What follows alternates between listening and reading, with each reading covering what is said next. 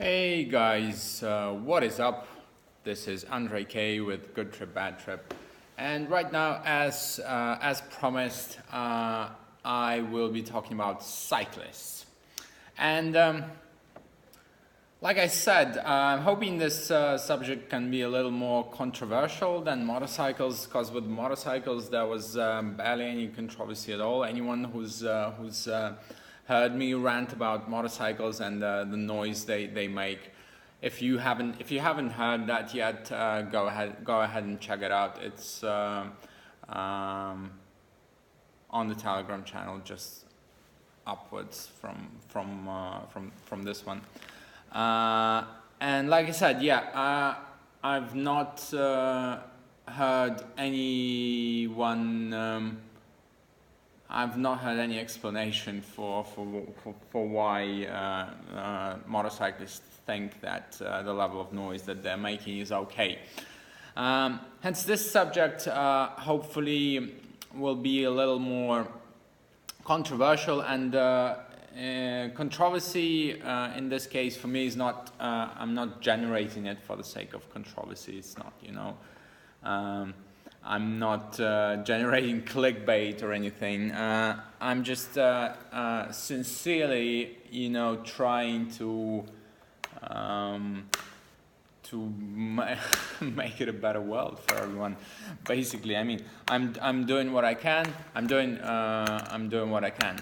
Yeah, and basically, yeah. More reviews as cyclists. You ride bicycles in the city, in public parks, I don't know, on racetracks. Anyways, and funny enough, I was discussing it with a friend who is a cyclist. I was just telling her that the subject of the next Good Trip Bad Trip will be bicycles, by the way, yeah, it was really really interesting, because what she said, actually, what she began with saying, well, I hate fucking pedestrians, that are walking on cycle lanes, and they're kind of causing a lot of bad blood between the cyclists and pedestrians. And I had to admit, I said I am one of those pedestrians sometimes. Sometimes I inadvertently walk onto a cycle lane, and I'm truly sorry for that. I'm truly sorry. And whenever I see a cyclist going towards me or catching up with me from behind, I get the fuck out of the way, and I feel guilty. Yeah. So this shouldn't happen. So if you're a pedestrian, and if you see a clearly marked cycle lane, there's usually a bicycle drawn on it to kind of demonstrate that this is a bicycle lane. So don't walk on bicycle lanes, guys. It's basically the same as walking on the road. I mean, you wouldn't walk on the road, right? So don't walk on bicycle lanes. But I said, yeah, I do that sometimes. But what really pisses me off is when cyclists on kind of general purpose pavements outside of cycle lanes, they still somehow feel that they have priority. And you're hearing. I even Googled the sound just to just so that you understand. You hear the sound from behind. Yeah, like a bike bell, like. Get out of the way! Get out of the way! I'm on my bicycle. I need to go past you. And to me, this is what really, really, really, really pisses me off when this happens. Because if you're on a kind of general purpose pavement, I would assume, and I think everyone should assume that pedestrians have right of way there. And if you're on a bicycle, I mean, it doesn't mean that you can't ride a bicycle on general purpose pavements, but if you're on a bicycle and someone's walking in front of you, you try to get around them. You just try to get around them, and if you can't, you just follow them for a while, and then when you can, you overtake them.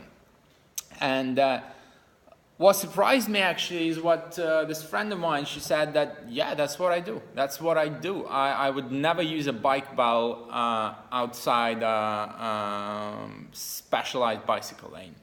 And I remembered in Japan, you know, this was where it was really, really impressive for me because, you know, in Japan, I was really impressed by how respectful people are to each other. And this, of course, in the relationships between people and cyclists and pedestrians is also like that. And I've not heard, and a lot of people are riding bicycles there also, in fewer in Tokyo probably, but more in Kyoto for sure. And it's like, why are there no bike bells? So many people on bikes. So that's just probably because they kind of tend to respect each other. And there were cases when the pavement's really narrow and they can't overtake you, and they will follow you.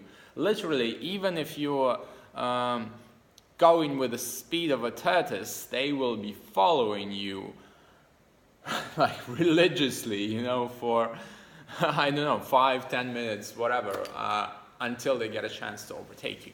And then there was one situation when I heard the bike bell, like 10 days into my trip, and there was like a bike bell behind me. I'm like, what the fuck? And I turned around, and of course there's some French tourists on bicycles.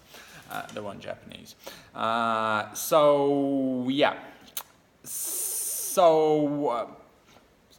bike bells, yeah, that's what's really bugging me. That's what's really pissing me off so much. So if you are one of those people who do that, who think that just because they're on a bicycle they have right of way, don't do it, guys. Don't do it. Try to kind of put yourself in the shoes of the pedestrian, and God knows we all are pedestrians at times. I don't ride bicycles that often, but sometimes, yeah, in parks where there are not a lot of people, I'd rent a bike happily and use it. And oh yeah, another thing that she said, the friend of mine who's a cyclist, she said, and above all, places like, you know, really crowded public parks like Gorky Park, for instance, are no place for bicycles at all. She's like, I'm like, what? It was really surprising for me. She's like, only an imbecile would ride a bike there. I mean, it's always crowded. There are many people. There are kids. There are dogs, whatnot. And it was really heartwarming for me, you know, to hear her say that. And at this point, I realized that it's not, you know, it's not a controversy really between like cyclists and pedestrians. It's just a kind of controversy, common sense kind of misunderstanding between normal people and people who are fucked in the head, you know.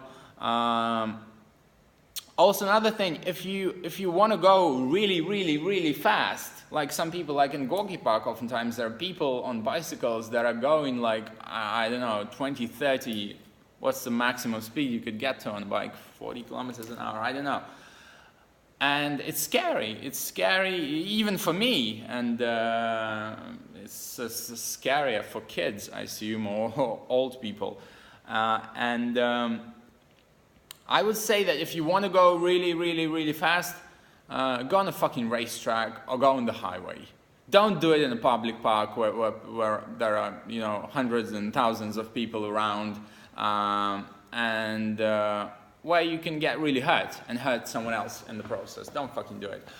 Another thing about a lot of those people on bicycles, people on rollerblades, people on those electric, you know, mono wheels and shit like that, is those people oftentimes, especially in Gorky Park, you know, they're not in great shape.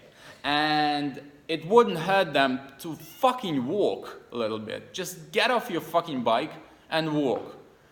It's not the best exercise because you're exercising your legs mostly, unless you do it professionally, which is a completely different matter. But some of those people who are using different, transportation on wheels, so to speak. We really wouldn't hurt them to walk a little bit. Some of those people are really fucking fat, and they need to get off the fucking wheels and walk. So here am I getting mad at something I shouldn't be mad at. And another small kind of sidebar I wanted to do is basically it ties into the bicycle, into the whole bicycle scenario, in that you really basically just have to respect people around you. I mean, I like myself as much as the next person. I'm an egomaniac in a way, but I also understand that by respecting people around me, I make the world better for myself in a way. Try to get. I think everyone should try to have that kind of rationale. And what I wanted to finish up with is by respecting the pedestrians. If you're on a bike, don't use a bike belt, don't go too fast. Maybe just don't use a bicycle in an overcrowded place at all. Just if you want to ride a bike, go somewhere that's not super overcrowded.